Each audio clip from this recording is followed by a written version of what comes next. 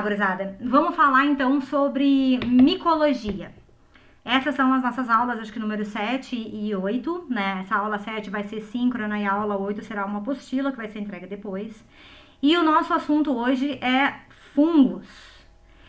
Antes da gente começar, fala pra mim, tu sabe me dizer qual é o maior ser vivo existente hoje?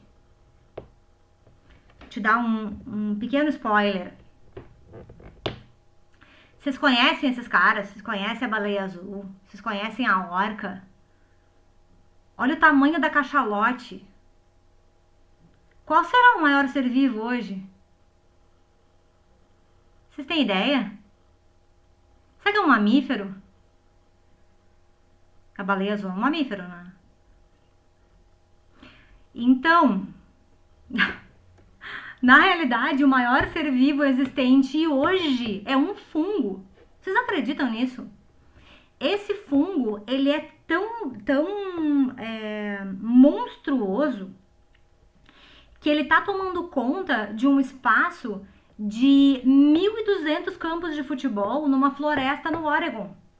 Então quer dizer que, você imagina que a gente tem, né, animais enormes, né, baleias e enfim, tubarão-baleia, aqueles bichos enormes, mas o maior ser vivo hoje, vivo na Terra, é um fungo. Esse fungo, ele é chamado de cogumelo do mel, é o Armillaria solidipes.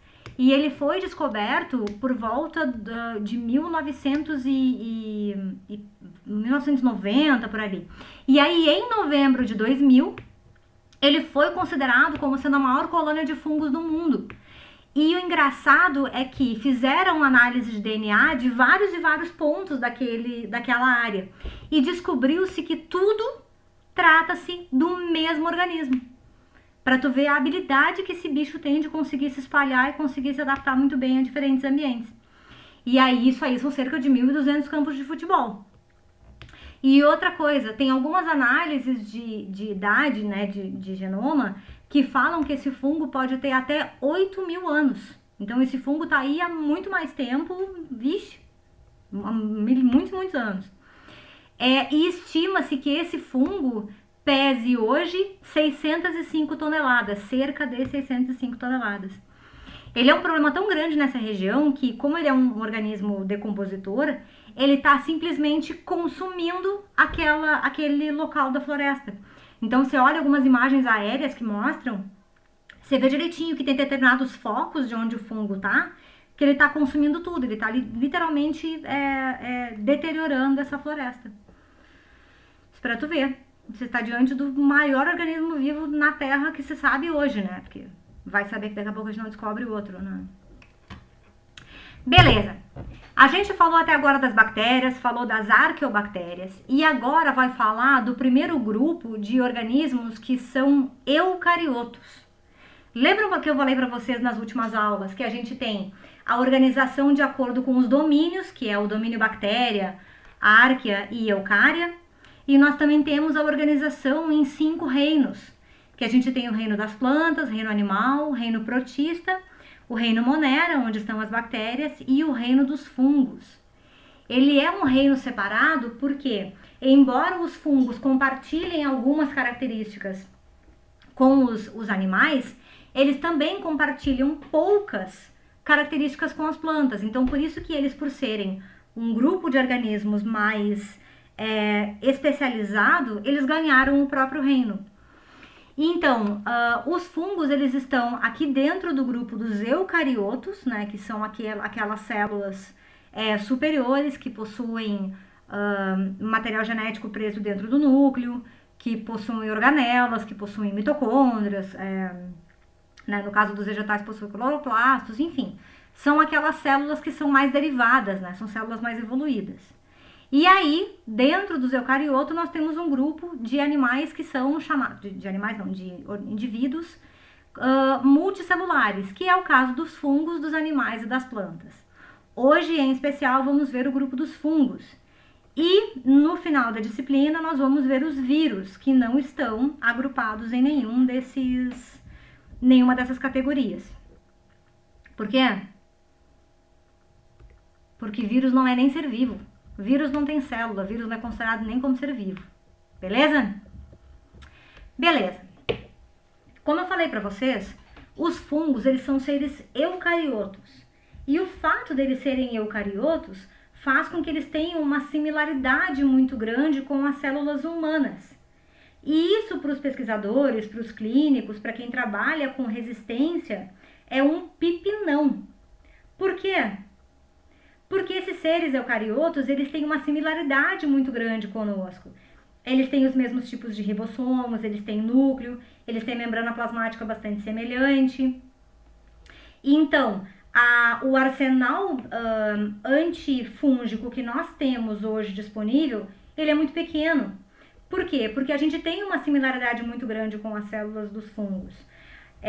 Existem, inclusive, assim como existem para bactérias, antifúngicos que nem são colocados na clínica. Eles são exclusivos, restritos de uso hospitalar, simplesmente porque a gente não tem droga disponível, a gente não tem hoje, né? Você pensa que da descoberta de uma droga demora aí quase 15 anos até que essa droga seja de fato disponibilizada para a população, não dá tempo a gente não tem tanta droga disponível, nem tem pesquisas avançadas o suficiente para que a gente tenha drogas efetivas, né? Por isso que existem drogas que são restritas hospitalares.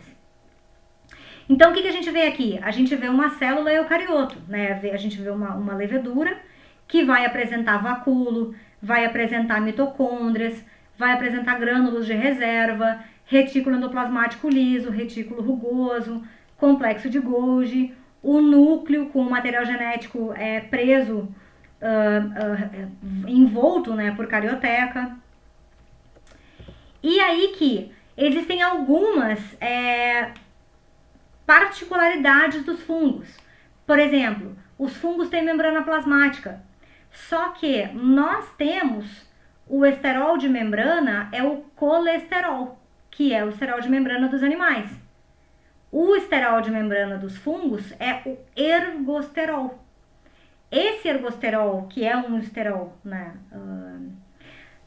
um pouco diferente do nosso, ele é um alvo de ação dos antifúngicos, porque vai atuar no ergosterol e vai deixar as nossas membranas plasmáticas tranquilas.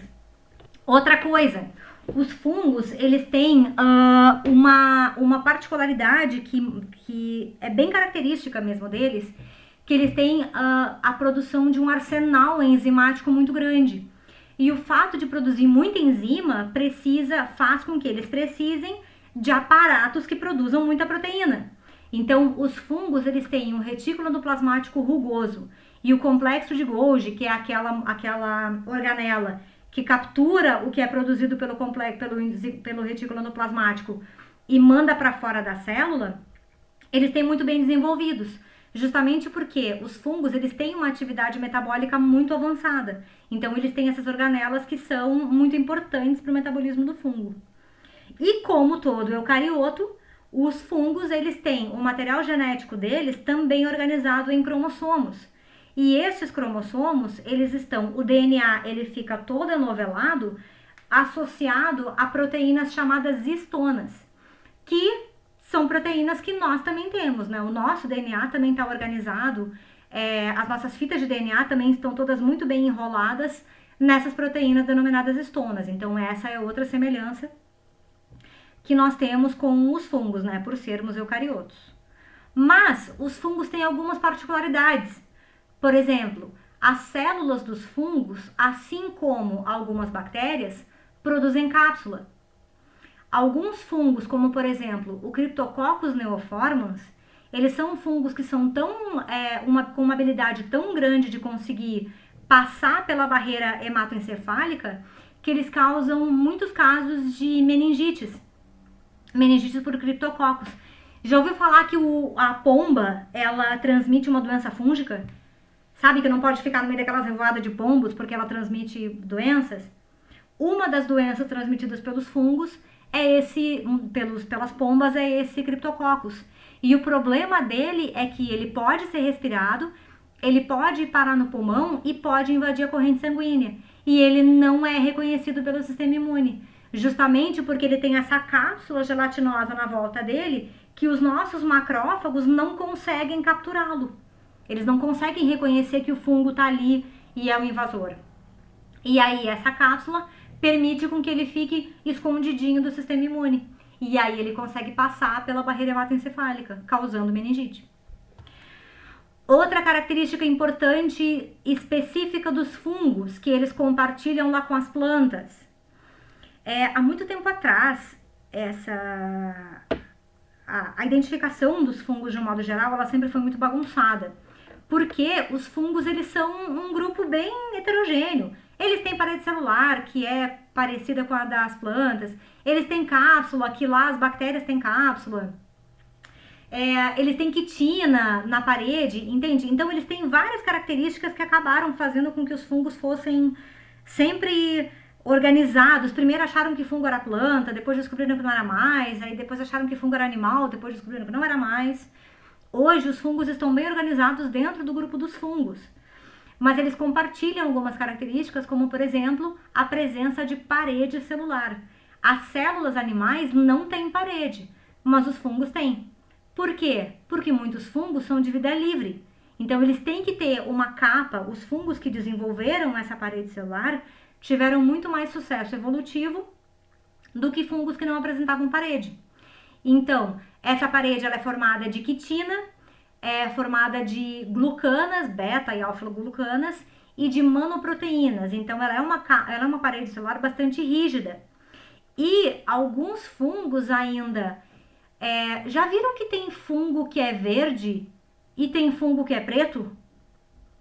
Já repararam aí nas coisas da casa de vocês, quando algumas coisas acabam mofando, que tem fungo que é preto, fungo que é verde, fungo que é branco? Então, alguns fungos pretos, eles produzem a melanina. Sabia disso? Quando a gente se expõe ao sol, a nossa pele produz melanina, porque a melanina ela é um protetor contra os raios ultravioleta. Alguns fungos também produzem melanina, e essa melanina justamente serve para proteger os fungos dos raios ultravioleta do sol. Assim, eles conseguem ficar expostos ao sol sem sofrer a interferência dos raios ultravioleta. Ou seja, eles sofrem muito menos mutações do que fungos que não têm melanina. Se não é sensacional isso, né? Beleza, gente, eu acho tudo máximo, mas é porque a micro é muito sensacional mesmo. Beleza. Falamos um pouco sobre citologia, agora vamos falar um pouco sobre a morfologia dos fungos. Vamos falar sobre como que eles são. Os fungos, eles podem ser organizados em duas morfologias distintas, que é as leveduras, que são essas da imagem abaixo, que vocês estão vendo aqui, que são várias bolinhas que se reproduzem aqui e acabam ficando, ou podem se separar ou ficar grudadas. E nós também temos os fungos filamentosos, que são os fungos formados por estruturas que parecem fios de cabelo. Já repararam nesses mofos que crescem aqui em casa, que parecem uns algodões? Esses algodões aí são estruturas formadas por hifas. São vários e várias hifinhas, vários cabelinhos, que dá esse aspecto algodonoso à colônia. E aí nós temos uma morfologia que é intermediária aí, que são os chamados fungos dimórficos. Esses fungos, eles alteram tanto na forma filamentosa quanto na forma leveduriforme. Vai depender de onde ele estiver. Aí ele consegue alterar entre a forma leveduriforme e a forma filamentosa. Beleza? Beleza. Vamos falar um pouco sobre os fungos leveduriformes. Um grande conhecido de vocês, que é o Saccharomyces cerevisiae, ele é um fungo do tipo leveduriforme. A morfologia dele é na forma destas bolinhas. E estas bolinhas, elas são células independentes, né? São unidades independentes para cada fungo. E essas bolinhas, elas podem emitir tubos germinativos, entende? Essas bolinhas, elas podem tanto produzir outras leveduras, né, outras estruturas leveduriformes, como elas também podem emitir o que a gente chama de tubo germinativo, dando esta aparência aqui, ó. Deixa eu pegar um... um apontador a laser. Dá pra ver? Dando esta aparência. A gente vai ter várias leveduras aqui, várias estruturas leveduriformes, mas algumas delas podem se esticar. E a gente vai chamar essa estrutura de pseudo-hifa. O que quer dizer pseudo? Pseudo é falso. Então, esses prolongamentos das leveduras são chamados de pseudo-hifa, porque na realidade parece uma hifa, mas não é. Isso é muito importante para quem trabalha com diagnóstico fúngico, saber diferenciar, por exemplo, a diferença de uma hifa ou de uma pseudo-hifa. Vamos supor que você trabalhe depois em algum grupo que esteja avaliando fungos fitopatogênicos, por exemplo. E aí você recebe uma amostra de uma planta que está com algum sintoma, e aí você faz um cultivo desse fungo e precisa identificá-lo para saber como, né, avisar, como instruir os produtores a identificar essa amostra e a como tratar o cultivo dele, enfim. Eu não entendo essas coisas, mas enfim, lá a plantação dele. E aí é importante saber diferenciar as hifas das pseudo-hifas, porque existem fungos que são filamentosos e fungos que são leveduriformes. E essa diferença, ela é importante depois na hora do tratamento desse fungo. E essas pseudo-hifas, quando a gente tem várias e várias pseudo-hifas, elas dão a impressão de ser um pseudomicélio. A gente vai falar no próximo slide que o conjunto de hifas é chamado de micélio.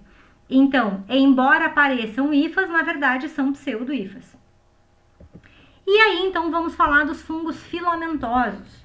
Os fungos filamentosos, eles são formados literalmente por esses filamentos que parecem estruturas capilares, né? Parecem cabelos de tão fininhos.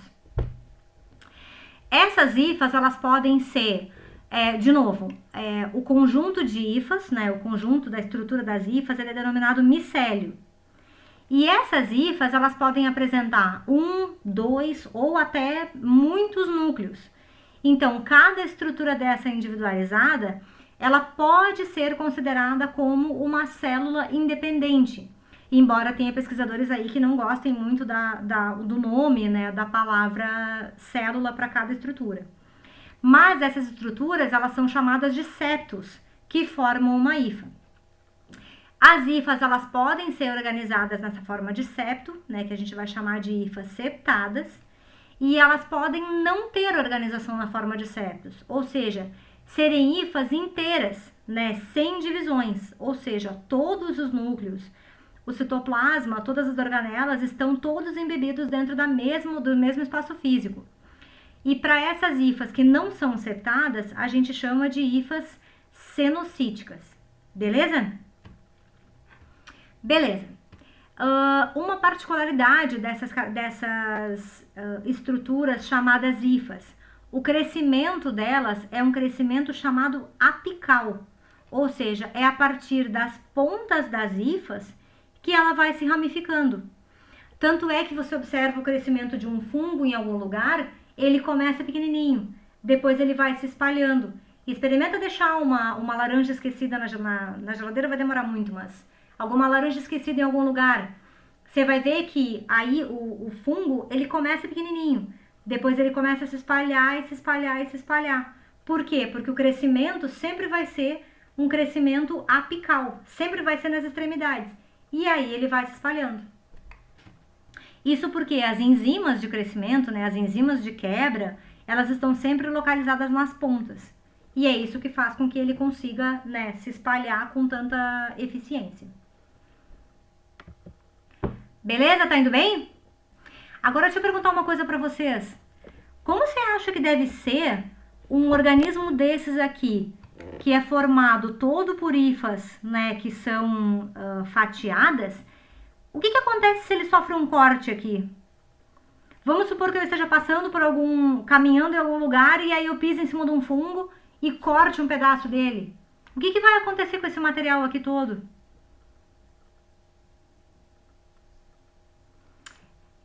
Exatamente. O que acontece é que esse material celular, né, o citoplasma, as organelas, Se o fungo não tiver uma estratégia para se proteger, esse material vai todo se extravasar. Então, esses fungos que são septados, eles são fungos mais derivados, são fungos mais evoluídos. Por quê? Porque eles têm estruturas de proteção entre os septos. Cada septo desses tem poros. Esses poros de comunicação, eles permitem com que ocorra a comunicação entre as hifas, mas caso esse pedaço da hifa seja destruído, rapidamente ele regenera esse espaço aqui e aí protege as hifas de um dano muito maior. Ó, essa imagem aqui mostra um núcleo passando de um septo para outro. Então, hifas que são septadas, deixa eu voltar ali. Essas hifas aqui septadas, elas têm uma tendência de proteção maior do que as hifas cenocíticas. As hifas cenocíticas, quando elas sofrem algum extravasamento, elas precisam fazer depósitos e fazer proteção dessa estrutura para que não haja tanto extravasamento. Essa proteção nas hifas septadas, ela já está organizada. Entende? Então, tanto é que fungos septados, né, fungos que são septados, eles são fungos mais derivados, eles são fungos mais robustos, porque eles conseguem se proteger muito melhor dessas destruições, né, do ambiente. Algum predador, alguém que resolva se alimentar desses fungos, enfim. Entenderam a essência? Sim? Beleza. Estávamos falando a respeito das hifas. E aí eu falei para vocês que o conjunto das hifas é denominado micélio.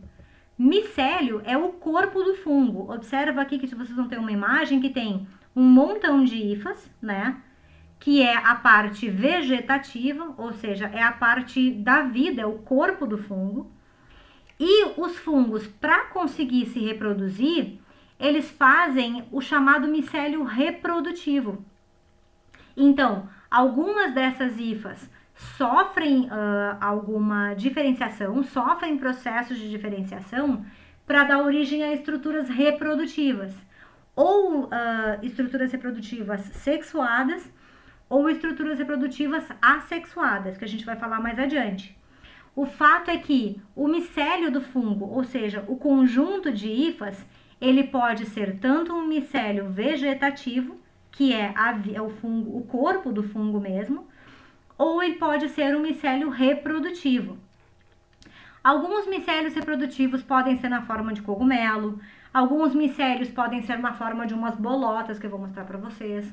Alguns fungos, alguns micélios reprodutivos podem ser na forma de pincel, como a gente está vendo aqui, que é normalmente o que acontece na nossa casa. Se tu olhar um fungo bem de pertinho, tu vai ver que alguns fungos têm umas estruturas para cima. E esses micélios também são chamados de micélios reprodutivos, embora não sejam estruturas tão brutas quanto os cogumelos, por exemplo.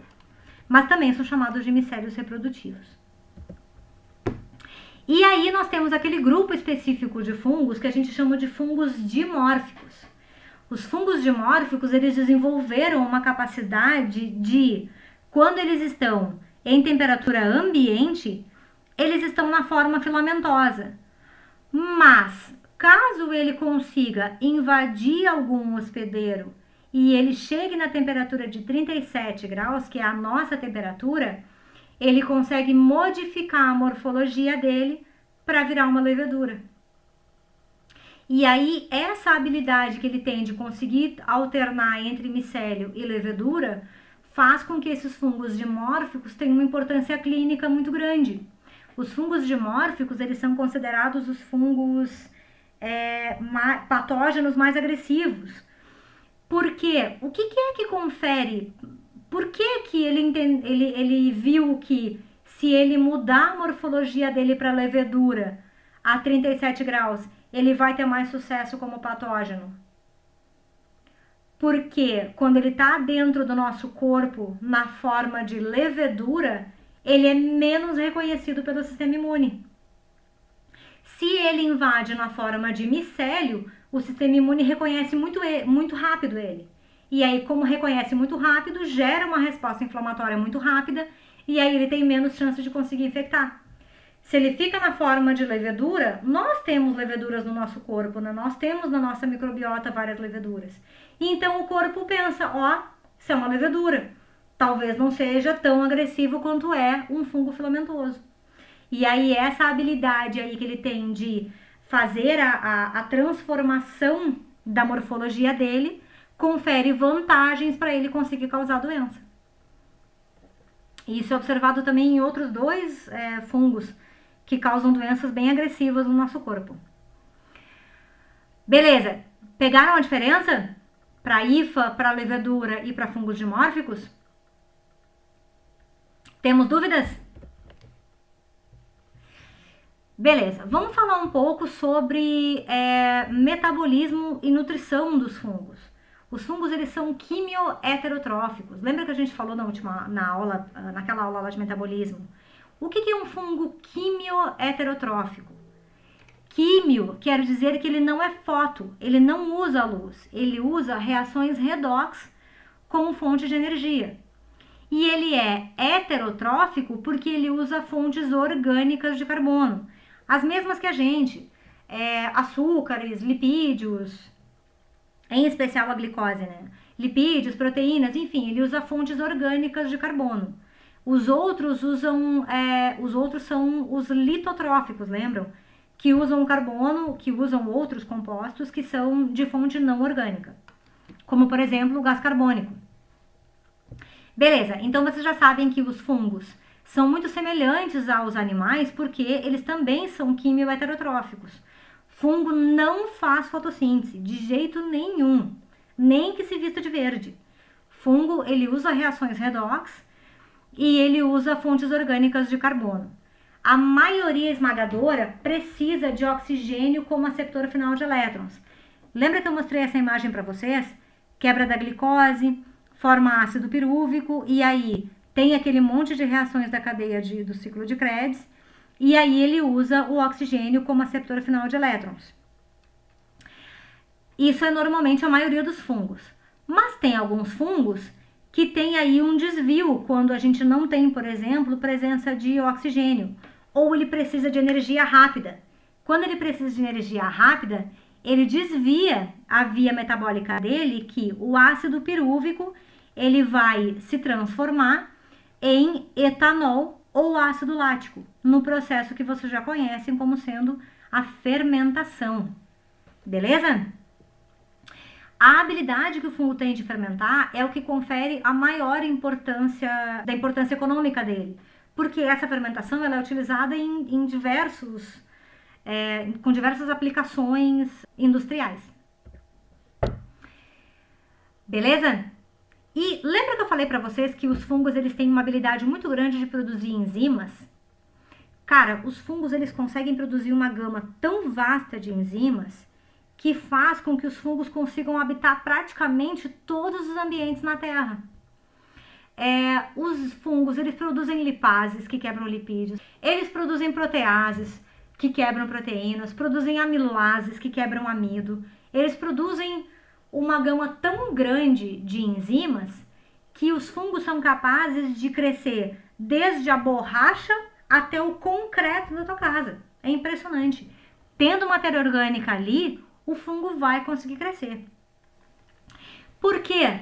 Porque o fungo ele tem a habilidade de produzir essas enzimas e ele próprio não digere essas enzimas dentro dele. Ele digere esse material na parte de fora, que é o que a gente chama de exodigestão. Então, o que acontece? O fungo produz as enzimas e larga a enzima no ambiente. Essa enzima quebra o que está na volta em moléculas menorzinhas, até que essas moléculas sejam pequenas o suficiente para que ele consiga fazer a chamada nutrição por absorção. Então, ele não absorve grandes moléculas, ele libera enzimas no ambiente, essas enzimas quebram essas moléculas em pedaços menores e aí ele vai lá e capta essas moléculas menores. E aí, os alunos mais atentos vão observar que essa habilidade que esse fungo tem de enviar, colocar enzimas para fora, destruir a matéria orgânica de fora dele e absorver só o que interessa para ele, tem um papel importante na cadeia alimentar. Os fungos, eles são importantes decompositores. Esses fungos, eles têm um papel muito importante porque tudo o que a gente passa uma trabalheira para conseguir sintetizar, e as plantas sintetizam, e a gente faz metabolismos anabólicos para formar moléculas grandonas, os fungos vão lá, liberam enzimas e quebram essas moléculas em pedaços menores. E isso faz com que essas moléculas em pedaços menores estejam disponíveis para as plantas para elas conseguirem fazer a fotossíntese e conseguirem poder absorver essas moléculas. Então, os fungos não só têm papel importante para diversas outras aplicações biotecnológicas, como eles são grandes destruidores de matéria orgânica, eles são grandes decompositores de matéria orgânica. E aí, tendo água livre, eles conseguem absorver essas moléculas aí por difusão. Por que é que a quantidade de umidade no ambiente aumenta a reprodução dos fungos, aumenta a quantidade de fungos? Por que não tem fungo no verão? Por que tem mais fungo no inverno? Porque no inverno tem muito mais umidade no ambiente. E essa umidade permite com que eles liberem essas enzimas e consigam captar esse material alimentar como fonte de alimento. Dúvidas? Parece difícil? Essa imagem aqui mostra justamente a liberação do que acontece da digestão extracorpórea. Às vezes, os fungos não conseguem, por exemplo, quebrar com a liberação de enzimas algum polímero insolúvel, por exemplo. Então, o que ele faz? Ele libera uma enzima que quebra aquelas moléculas grandes em moléculas menores. Depois ele vai lá e libera outra enzima. Essa enzima quebra essas moléculas menores em moléculas menores ainda, até que ele consiga fazer a captação dessas moléculas para poder usá-las, né, como alimento. Por isso que a gente chama também de digestão extracorpórea. E aí a gente vê que os fungos, eles são capazes de ocupar uma gama muito grande de espaços na natureza, né, nas cascas de árvores, inclusive na tinta do teu concreto, na tinta do teto da tua casa. Olha aqui um exemplo de fungo que conseguiu destruir um CD. Você imagina? Isso aqui é exemplos de casas americanas que eles usam bastante madeira lá, né? Eles usam muito material que a gente não usa aqui, como por exemplo concreto, né? Aqui a gente faz mais de concreto, lá eles usam mais madeira. E isso é para mostrar para vocês que, tendo matéria orgânica, os fungos conseguem se reproduzir. Tá aí na borracha da máquina de lavar, nas frutas, nas paredes, no couro. Tendo matéria orgânica para que ele consiga quebrar e se alimentar, o fungo vai conseguir se reproduzir. E a incrível habilidade que ele tem faz com que os fungos estejam distribuídos em inúmeros lugares. Os fungos, eles podem ser saprofíticos, ou seja, serem decompositores. Aí eles vão ajudar na reciclagem de carbono, de nitrogênio e de outros nutrientes minerais essenciais. E, embora, né, os fungos tenham esse papel importante na cadeia alimentar, esses fungos também podem ser parasitas. Ou seja, eles vão acabar vivendo dentro de organismos vivos, ou dentro ou sobre organismos vivos, que é o caso, por exemplo, de fungos que são chamados entomopatogênicos. Entomopatogênicos são fungos patogênicos de insetos e fitopatogênicos de plantas. Além disso, os fungos não só vivem para destruir ou para ser parasitas, eles também fazem associações ecológicas importantes, como, por exemplo, as micorrizas, que são associadas a raízes de plantas. Quando os fungos se associam a algas, eles podem fazer associações na forma de líquens, né? Vocês já viram líquens nas árvores, nas cascas das árvores? É quando os líquens se associam a algumas algas. E os fungos também podem viver muito bem, né? Muito ótimos dentro de tecidos vegetais. Inclusive, tem trabalhos que falam de fungos endofíticos que têm potencial biotecnológico muito importante. Aí, para a gente poder tirar esses fungos, tem que abrir a planta, abrir dentro da folha ou abrir dentro do tecido da planta para poder retirar o fungo. E essas associações, elas têm importância muito grande, né, no ambiente, porque quando a gente vive em sociedade, a gente vive com muito mais chance de sucesso, né? E aí que, obviamente, todos os fungos têm o seu lado positivo, né, que a gente falou alguns, e tem também um lado negativo.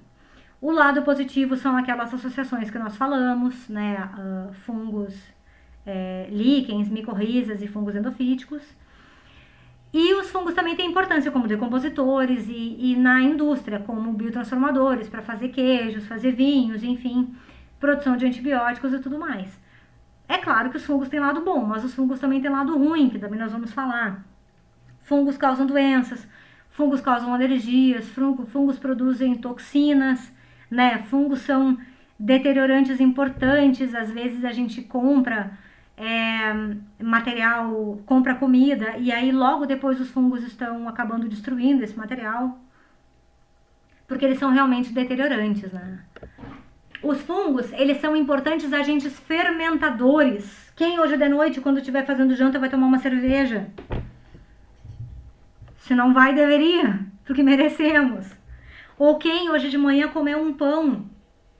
É por causa desses fungos, por causa da habilidade que esses fungos têm de fazer fermentação, que a gente tem a produção desses produtos, como pães, como massas, vinho. Vinho, ele vem da fermentação. A produção alcoólica da fermentação, ela vai gerar produtos como, por exemplo, produtos fermentados, o vinho, a própria cerveja. E isso acontece porque a levedura que é utilizada para fermentação, geralmente pode ser o Saccharomyces cerevisiae, tem algumas outras leveduras que fazem a kombucha, que tem uma colega inclusive que produz. Essa fermentação, ela ocorre porque o fungo precisa crescer e ele tem uma via aí de fermentação que é mais rápida. E essa via mais rápida quebra a glicose para formar ácido pirúvico e no final da cadeia ela vai produzir etanol. E o etanol, ele é utilizado, né, ele fica, por exemplo, no vinho e na cerveja. Agora deixa eu contar uma coisa para vocês. Sabia que a fermentação do pão também é uma fermentação do tipo etanólica? Sabia disso? Agora, pois é, a fermentação do pão, ela é a mesma fermentação que ocorre na cerveja. Mas por que tu não te embebeda quando tu come um pão? Porque o pão Exatamente, porque o pão quando é assado, o etanol evapora. Então tu não é pego na blitz da lei seca quando tu come um pão. Obviamente que quando tu toma um vinho, tu é pego na blitz da lei seca, claro. Mas o pão não, por quê? Porque quando a gente assa o pão evapora, o etanol evapora. Mas os produtos gerados da fermentação permanecem no pão. Por exemplo, por que o pão cresce? O pão cresce porque quando as leveduras fazem a fermentação da glicose, elas liberam gás carbônico. E esse gás carbônico fica retido na massa e aí ela aumenta de tamanho. Já fizeram pão alguma vez na vida? Já viram fazer? Já viram uma levedura crescer? A levedura tu bota, gente que prepara pão ansioso, né? Aquelas pessoas ansiosas. Aí vai lá, prepara pão, bota água fervendo na levedura. E aí a levedura não cresce. Ou o teu pão fica abatumado, o pão não cresce. Por quê? Óbvio, você botou água quente, você matou a levedura. Por isso que quando for fazer pão, tem que usar uma água bem morninha para fazer. Ou vai preparar kombucha e bota lá a água fervendo. É claro que vai dar errado, porque você matou o fungo. E aí ele não vai fermentar, não vai produzir gás carbônico, o pão não vai crescer. Vai ficar um pão abatumado. Beleza. Papel importante então dos fungos na fermentação, né, de produtos que a gente consome no dia a dia. Outra coisa, os fungos ele tem papel importante como decompositores da matéria orgânica, nós já falamos sobre isso. Por quê? Porque eles simplesmente têm uma gama de produção de enzimas muito grande e aí eles conseguem crescer em qualquer ambiente. E aí esse material que são moléculas grandes acabam ficando moléculas pequenas que outros organismos conseguem absorver. Olha aí um exemplo do caso do fungo preto que acontece no pão. Deixa eu te perguntar uma coisa, já ouviu falar que quando o pão tá mofado, é só tu pegar e tirar pela faquinha, tirar na faquinha do lado, aquele pedaço de fungo de pão que tá mofado e comer o resto? É saudável? Será que pode? Será que tem problema? O que vocês acham? Já fizeram isso? Então, eu já fiz isso com queijo. Tiro aquele pedacinho mofado ali, derrete o queijo, tudo certo. Mas, gente, não pode fazer isso. Quando o teu pão, embora a gente às vezes perca uma boa parte daquele pão caseiro, daquele pão fatiado que a gente compra da Pullman, sei lá, enfim, que outra marca, quando você tem algumas fatias que estão mofadas, infelizmente todo o pão já tá comprometido. E aí você tem dois problemas aí. O primeiro é tu acabar ingerindo esses fungos e acabar ingerindo algumas micotoxinas produzidas por esses fungos. E o pepino pior, no momento que tu vai comer, tu respira esses esporos. E aí o fato de respirar esses esporos pode acabar causando alguma infecção pulmonar por eles. Por exemplo, quando alguém vai limpar algum local que está mofado, tu vai lá e pega uma esponja e faz assim na esponja. O que você está fazendo? Você está espalhando esse monte de esporos. E aí, quando você espalha esse esporo, o que você está fazendo? Você está respirando esse monte de esporos de fungos. E aí, alguns desses fungos podem acabar chegando no pulmão e podem acabar causando, inclusive, alguma infecção séria, né? Então, muito cuidado quando usa uma máscara, bota primeiro spray de quiboa diluída. Gente, não bota quiboa pura, viu? Se botar, sai de perto, abre o ambiente, porque a quiboa, ela reage muito. E aí tu pode acabar respirando a quiboa e sendo, né, causando um problema pior ainda. Mas sim, esse pó que tu vê do fungo do ambiente, você pode acabar respirando esses esporos e isso é bem grave. Os fungos, eles também conseguem produzir alguns compostos químicos, assim como algumas bactérias. Os fungos, eles podem produzir o ácido cítrico. E o ácido cítrico, ele é um dos ácidos usados na produção da Coca-Cola. Eu não estou dizendo que a Coca-Cola é produzida por fungo, não é isso. Mas o aspergillus, ele pode produzir o ácido cítrico e esse ácido cítrico, ele é utilizado na fabricação da Coca-Cola. Outra importância dos fungos, existem fungos comestíveis. Quem aí conhece o champignon, que fica tribom no estrogonofe? Ou o cogumelo do sol, ou aquele shiitake, que a gente vê ali no Carrefour, tem bastante para vender enfim, tem muitos fungos que são fungos comestíveis. E aí que tem alguns fungos que são estrelinhas. Já ouviram falar da trufa?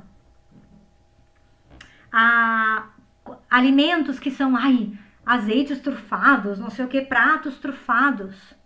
A trufa, ela é um fungo que é tão apreciado na culinária e ele é tão difícil de conseguir que tem trufas brancas que o preço do quilo pode chegar a 85 mil reais. Eu fiquei chocada com o preço.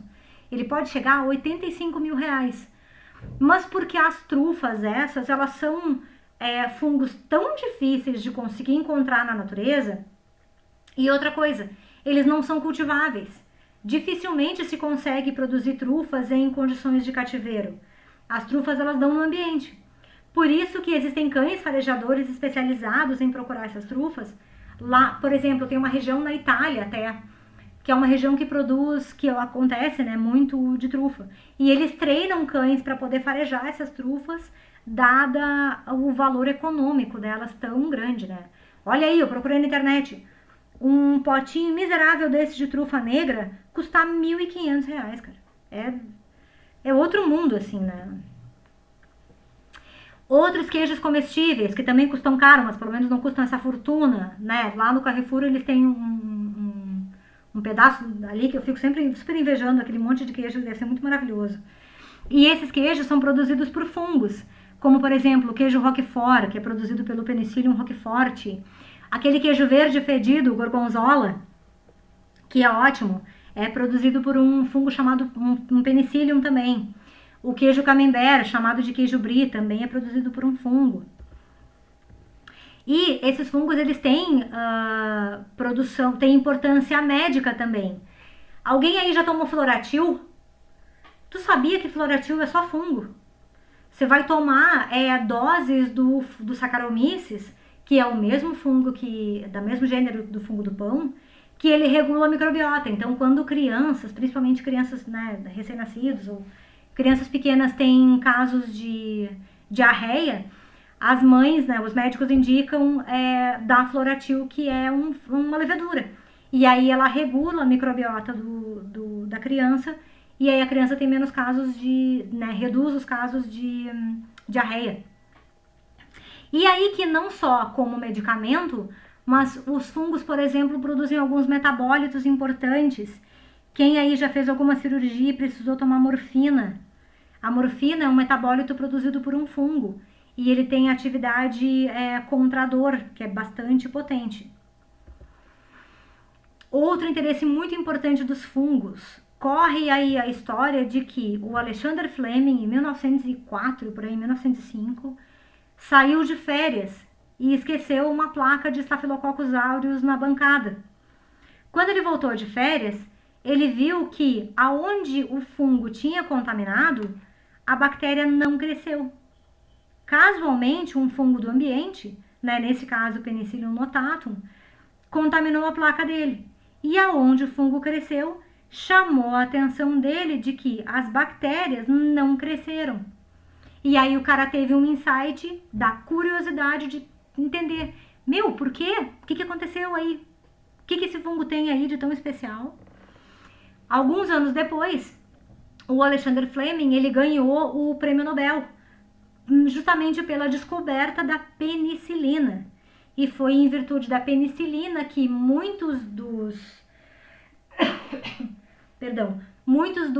caras que lutaram na Segunda Guerra Mundial acabaram não morrendo justamente por causa da descoberta da penicilina, que é um dos primeiros antibióticos que foi descoberto aí e depois foi usado em larga escala. Pacientes que fazem, outra importância dos fungos, pacientes que fazem transplantes. Já ouviram falar que pacientes que fazem transplantes, eles precisam tomar imunossupressores? Por quê? Porque o teu sistema imune não pode reconhecer o órgão transplantado como sendo um inimigo. E aí a gente tem a ciclosporina, que é um imunossupressor bastante potente. E essa ciclosporina, ela é também produzida por um fungo. Beleza? Alguns fungos, eles são fungos que produzem compostos que são compostos alucinógenos. Um dos fungos que produz compostos alucinógenos e inclusive produz compostos de interesse médico é o Clavíceps purpurea. Ele é o fungo do centeio. E esse fungo, ele produz um composto chamado ergotamina. A ergotamina, ela tem aplicabilidade para tratamento de enxaqueca, ela é vasoconstritora, que tem aplicabilidade aí em cirurgias, né, tem papel importante médico, mas como como sempre que tem alguém criativo aí para criar coisas erradas, o LSD, ele é uma molécula que foi criada a partir dessa molécula dessa ergotamina. E o LSD hoje ele é usado como alucinógeno. Em vez de direcionarem a energia, né, para coisas boas, não, sempre tem uma galera para produzir, né? Outro exemplo de fungo alucinógeno é o psilocybe. E eu trouxe essa imagem justamente para mostrar para vocês que o psilocybe, ele pode se apresentar de várias maneiras, assim como, por exemplo, outros fungos alucinógenos. Então, muito cuidado de achar que né, tem umas pessoas que acham que conseguem sair aí a catar fungo no ambiente para fazer chá. Isso é tão 1970, né? Nem é da época de vocês, eu acho. Enfim, o psilocybe, ele produz a psilocibina. E ele era antigamente usado para esses chás de cogumelo aí, para essas pessoas que faziam esses rituais, essa galera muito, muito louca, assim, que faziam, né? Enfim. E tem um fungo bastante conhecido, que inclusive muito me surpreendeu, que tem várias histórias associadas a ele, que é o Amanita muscaria. Vocês já ouviram falar nesse Amanita muscaria? Vocês podem não ter ouvido falar neste fungo, mas o Amanita muscaria, ele está representado na literatura e em desenhos animados. Olha aí a pira. Tem uma teoria que fala que... Vocês conhecem os Smurfs? Tem uma teoria que fala que o cara dos Smurfs estava justamente chapado e fez... visualizou numa das viagens lá uns animaizinhos, né, uns gnominhos azuis com touca branca que viviam debaixo, gente, uma galera muito louca, que viviam debaixo justamente dos Amanita muscaria. Então observa que as casas dos Smurfs são os amanitas, tá vendo? O fungo do Mario, do Super Mario, tá vendo que ele pega esse fungo? Esse fungo é um fungo alucinógeno também, e ele, dependendo da etapa de crescimento da vida dele, ele pode ser um fungo, inclusive, tóxico. E outra, alguém aí leu ou viu o filme da Alice no País das Maravilhas? Realiza que, na história do filme, a Alice se encontra com uma lagarta que tá fumando uma narguilé e em cima de uma Amanita muscaria. Olha a viagem. Sério, é de parar pra pensar, tipo, que como as entrelinhas das referências que os autores usam são muito malucas, né? Isso não é coisa pra criança, entende? Mas quando tu para... tu para pra pensar que o cara me representa um fungo que é um fungo alucinógeno com uma lagarta que tá conversando com uma menina fumando uma narguilé, tipo, que pira, né?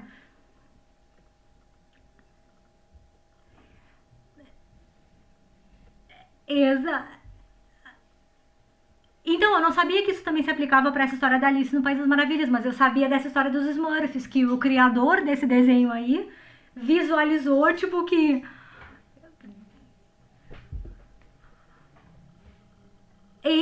Isso, exatamente, eu li sobre isso, que numa das viagens, desses processos alucinógenos que dá do Amanita muscaria, parece que as pessoas têm a sensação de estarem maiores.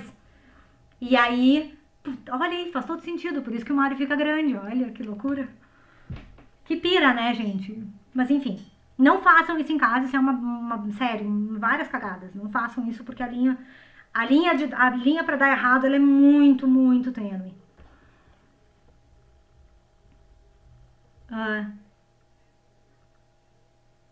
Ai, que bonitinho,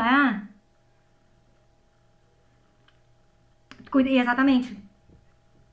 Exato. Não, isso é uma coisa grave mesmo, né? Porque, claro, os cachorros, eles, né, por serem menores mesmo, né, um bicho desse que ele resolva pode até nem comer, mas que ele mastigue ou que ele machuque realmente pode ser.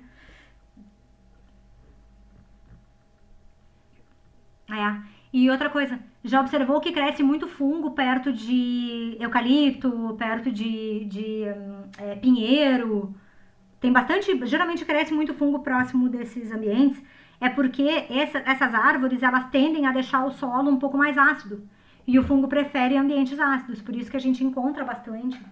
Até uma das ideias de aula prática que a gente teve dessa disciplina era fazer coletas de fungo para a gente poder fazer os cortes lá no laboratório e poder enxergar as hifas.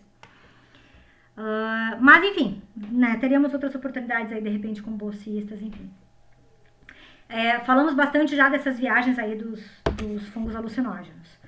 Mas os fungos, eles também conseguem fazer, outra importância dos fungos é fazer a associação com outros organismos.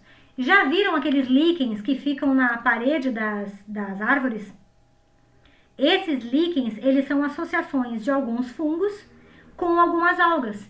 Então, esses fungos observaram que quando eles se juntam, a alga faz fotossíntese, fornece alimento para o fungo e o fungo protege a estrutura da alga. Então, ele praticamente casa comida e roupa lavada que eles fornecem uns para os outros. Os fungos captam água para poder liberar para as algas, mantêm o ambiente mais úmido, né? Liberam sais minerais para as algas, produzem essas enzimas e aí quebram os compostos para as algas poderem fazer absorção. E essa associação, ela deu tão certo que ela se mantém até hoje. E os fungos, eles também são importantes bioindicadores. Se tem líquen, quer dizer que a qualidade do ar, ela é uma boa, tá boa. Normalmente, os líquens, eles não conseguem se manter em ambientes cuja qualidade do ar tá ruim. Então, ele é utilizado hoje, né, como bioindicador. Outra associação importante são as micorrizas. Mico são fungos, risas, raízes. Alguns fungos, eles conseguem se associar às raízes das plantas. Não confundam com as bactérias, tá? Com as bactérias que fixam nitrogênio do ambiente e fornecem para a planta.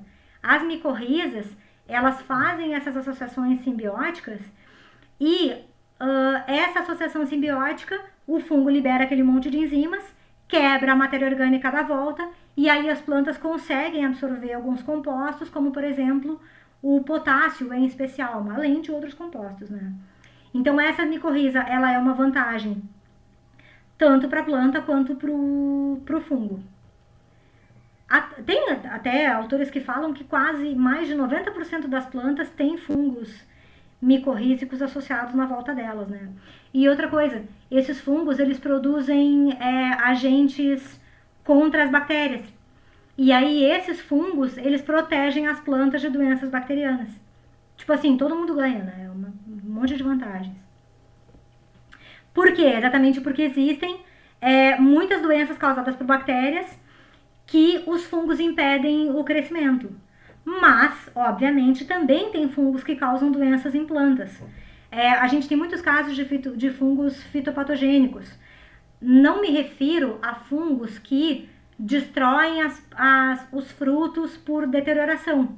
Eu me refiro a doenças causadas por fungos que estão lá na planta mesmo, lá na plantação. Como, por exemplo, essas doenças que acometem o milho. Aqui milho não é muito comum, né? Por exemplo, a ferrugem do café também não é muito comum, mas eu sei que aqui na região tem alguns fungos que contaminam arroz e contaminam soja, que causam algumas doenças, né? E aí eu trouxe para vocês uma história, né? Que eu espero que no futuro vocês sejam, né, pessoas super bem-sucedidas e que vão viajar ao mundo aí. E um dia, quando vocês estiverem lá na Irlanda, tomando uma cerveja, vocês se deparem com essa escultura. Lembrem de mim, faz favor. E me tragam uma cerveja de presente. Mas essa escultura que está em Dublin, na Irlanda, ela retrata um momento de grande fome que aconteceu na Irlanda, que foi na década de 1840 até 1850, mais ou menos. Na época de um pouco antes de 1840, a batata foi inserida na Irlanda. E como eram cópias, né, eram clones, porque ela foi espalhada pela Irlanda, eles passaram a se alimentar muito, né, de batata. Só que aí aconteceu uma infestação de um fungo chamado Phytophthora infestans no ano de 1845. E culminou com um período de bastante chuva, e esse fungo se espalhou completamente pela região por toda a Irlanda. E aí, como a base da alimentação dos irlandeses era a batata, aconteceu um evento que simplesmente esse fungo dizimou as plantações. E aí nós tivemos no ano de 1945 a chamada Grande Fome Irlandesa. Naquela época, no primeiro ano da infestação, praticamente não se teve batata disponível para a população poder se alimentar. E aí, no ano de 1946, esse Phytophthora fez a mesma estrago nas novas plantações. Em 1947 também fez o mesmo estrago, e durante 3 sequências de plantação, ele acabou dizimando toda a produção de batatas da Irlanda. E aí, nessa ocasião, a fome foi tão grande que cerca de 1 milhão de pessoas acabaram morrendo de fome. E outras 1 milhão de pessoas acabou migrando para os Estados Unidos. Existe até alguns autores que falam que no ano de 1850 tinha mais irlandês nos Estados Unidos do que na própria Irlanda. E aí a fome foi uma coisa tão grande que os que não morreram de fome acabaram morrendo de outras doenças, porque, né, obviamente, né, com fome a gente fica muito mais suscetível, enfim, acabaram ficando morrendo de outras doenças. E até hoje a Irlanda pegou esse evento e entendeu a importância do manejo, a importância do cuidado com essas grandes plantações. E, inclusive, existe essa escultura que retrata justamente essa situação que aconteceu, né, que foi a chamada Grande Fome na Irlanda, tudo isso por causa da infestação de um fungo. Outro problema importante dos fungos é a produção de toxinas. Já ouviram falar que não pode comer, não pode armazenar grãos por muito tempo, porque esses grãos acabam produzindo fungos e eles produzem esses fungos e produzem micotoxinas. A aflatoxina, ela está bastante associada, tanto a afra quanto a ocratoxina, né, estão associadas a amendoim. Já ouviram falar disso? Que muitos amendoins têm níveis muito altos de toxinas produzidas por fungos. Por isso a importância de não deixar também, né, esses grãos armazenados por muito tempo, ou não armazenados com casos de umidade, por exemplo, né, tem que deixar o grão seco. Arroz, principalmente, acontece bastante isso. E, obviamente, também os fungos têm importância médica bastante grande. A gente tem dois casos independentes. A gente tem casos de fungos que são patógenos que causam estragos mesmo, e a gente tem casos de patógenos oportunistas, que são patógenos que causam doenças em humanos, mas só quando o paciente está já mais baleado, quando o sistema imune dele já está realmente mais destruído. Não é o caso de patógenos primários, que se o patógeno estiver lá, ele vai causar doença. Por exemplo, alguns patógenos oportunistas. Na praia, alguém já teve essa manifestação clínica nas costas, principalmente, que ficam umas manchas brancas, assim, também é chamado de pano branco, é causado por um fungo. Aqui a gente tem exemplos de onicomicoses, de frieiras, de candidíase em recém-nascido. Tudo isso acontece, pessoal, quando o paciente tem alguma queda na imunidade e que o sistema imune não consegue combater os fungos.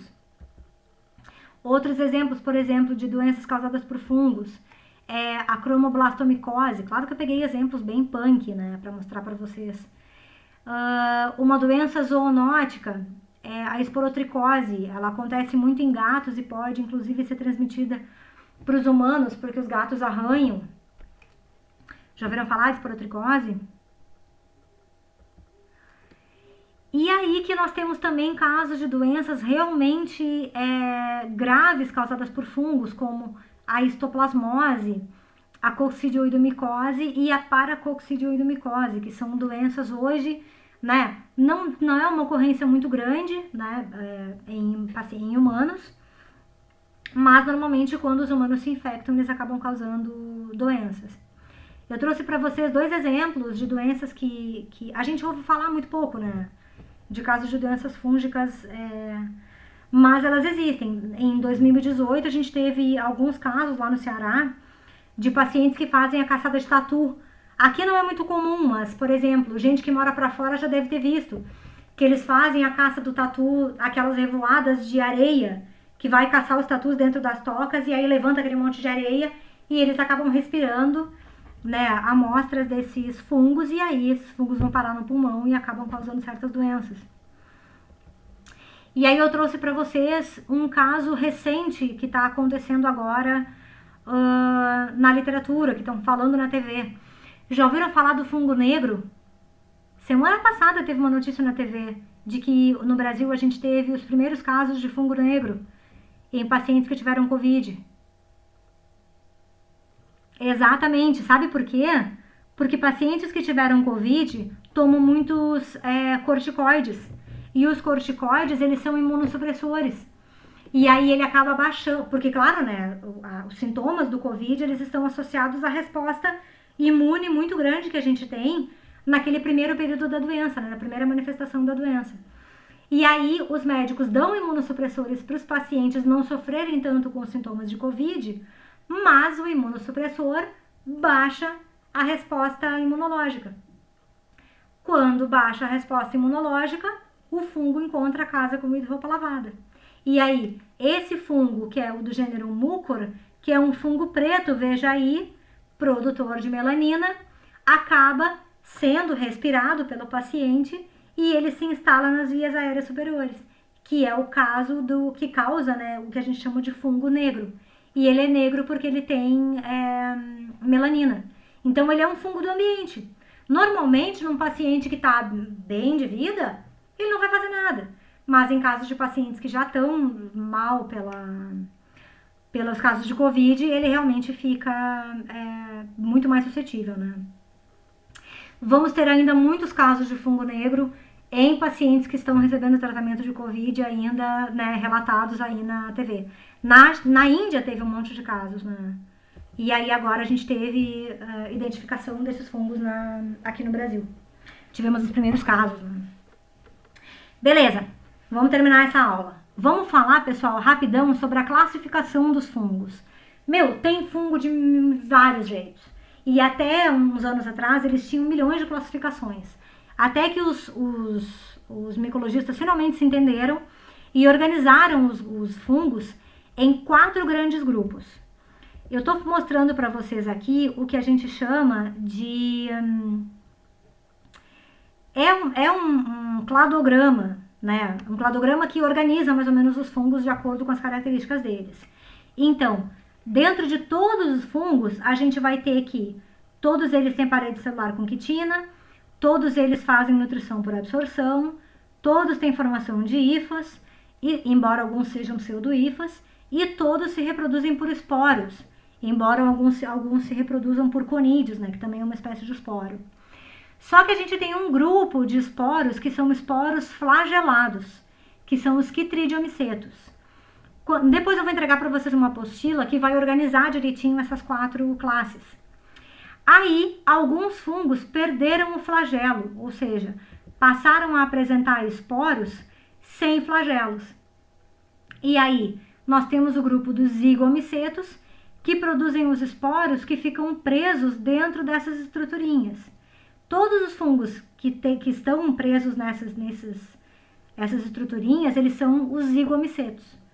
Aí, então, a gente vai ter a presença, a participação, né, a ocorrência de corpos de frutificação. Esses dois aqui não produzem corpos de frutificação, por isso que eles estão para baixo. Esses corpos de frutificação podem ser do tipo ascocarpo, que ou pode ser uma bolinha, ou pode ser nessa forma aí de funil, né, de tigela. Vou mostrar depois uma forma de bolinha, que são os corpos de frutificação.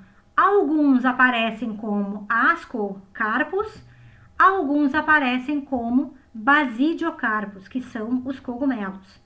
Então, a gente tem os 4 principais grupos de fungos, que todos eles estão organizados dentro destes grupos. Beleza? Lá depois vocês vão receber uma apostila falando de cada um desses grupos. E para a gente finalizar, quero falar um pouco sobre a reprodução dos fungos. Nos fungos, a gente já tem a primeira ocorrência de reprodução do tipo sexuada. Então, os fungos basicamente têm 2 tipos de reprodução, a assexuada e a sexuada. A assexuada, no caso das leveduras, acontece por brotamento. O que acontece? Tá lá a levedura, aí ela vai se reproduzir. Preciso me reproduzir. Ela vai passar a multiplicar as estruturas dela, vai duplicar DNA, duplicar mitocôndria, vai duplicar estruturas da própria célula e aí vai formar um pequeno brotamento, ou seja, um pedaço da parede celular dela vai se expandir. Aí essa parede celular vai se expandir, vai se expandir, vai se expandir, vai se expandir, até que ela forme um novo brotinho. E aí ela compartilha com esse brotinho a cópia do DNA dela e algumas organelas para que ela consiga se virar. Esse brotinho pode permanecer grudado, mas esse brotinho pode sair para fora. E aí, este é o brotamento. Observa nessa imagem aqui que tem algumas leveduras que têm umas cicatrizes. Tá vendo? Essas cicatrizes aí, elas são cicatrizes de brotamentos antigos. E aí, ou elas podem permanecer grudadas, né, formando o que a gente chama das pseudo-hifas, ou elas podem sair e virar vida livre. E cada uma vai seguir o seu caminho.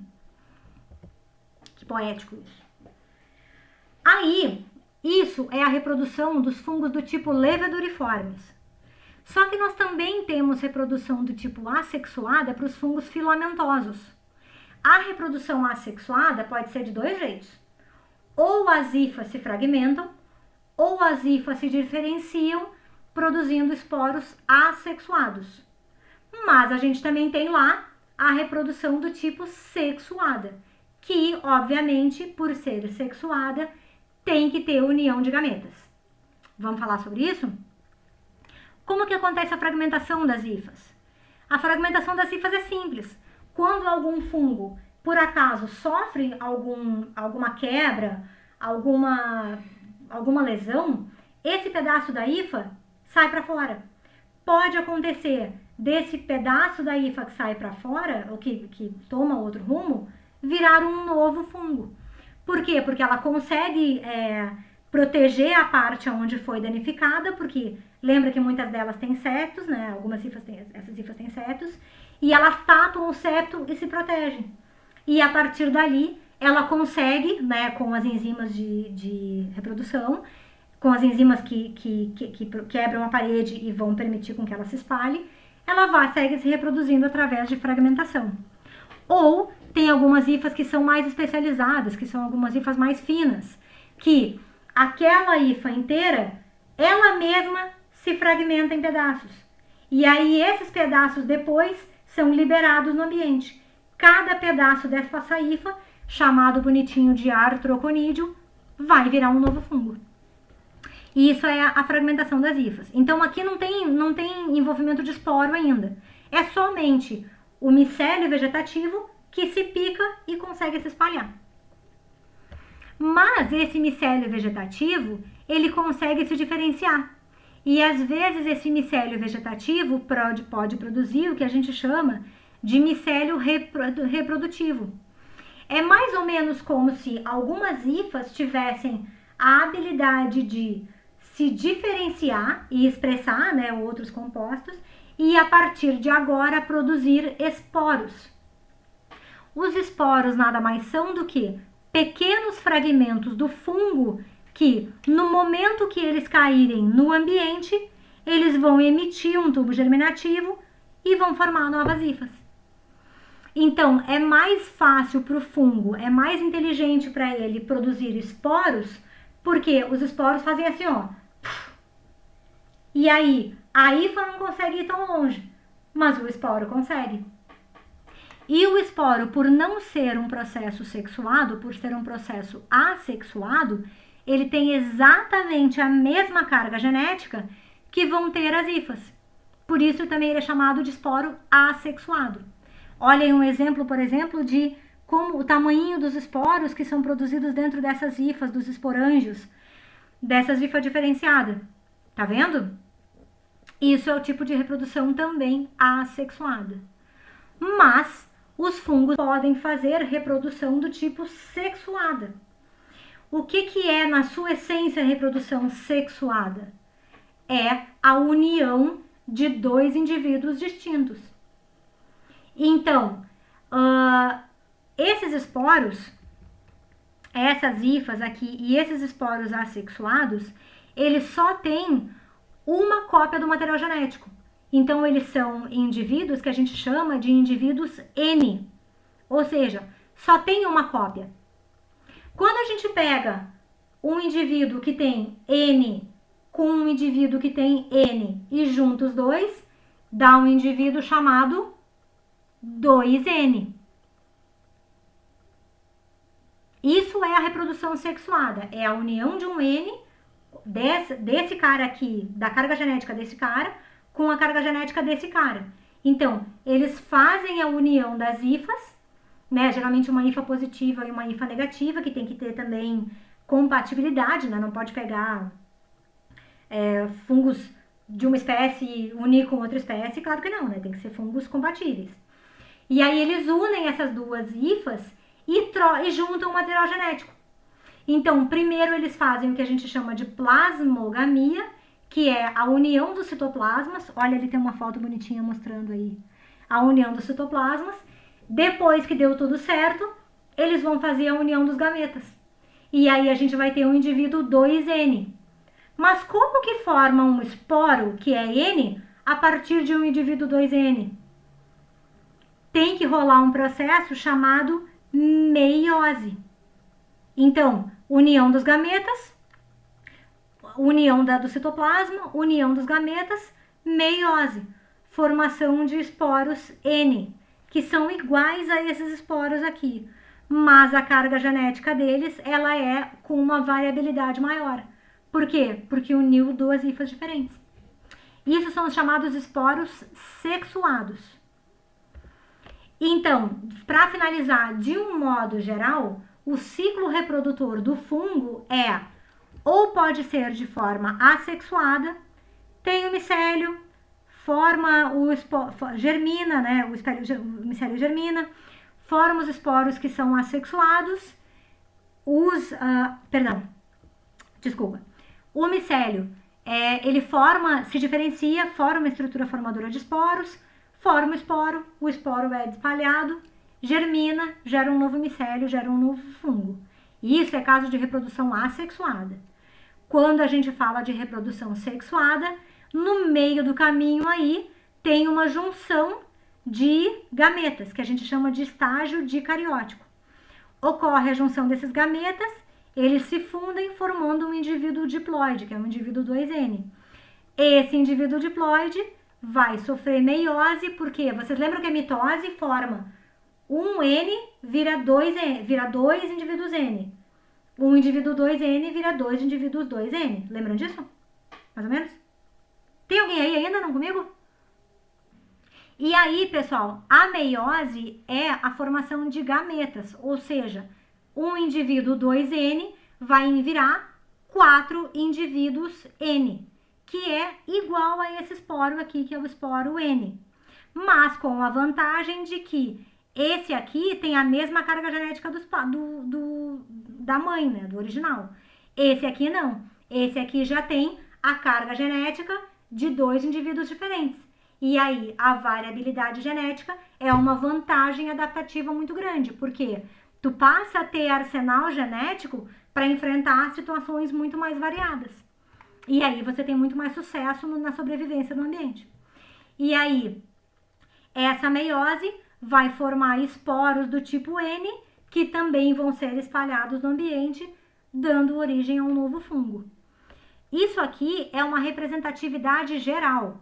Depois lá na apostila, vocês vão ver que essa mesma representação, ela vai acontecer no ciclo reprodutivo dos zigomicetos, no ciclo reprodutivo dos ascomicetos e também no ciclo reprodutivo dos basidiomicetos.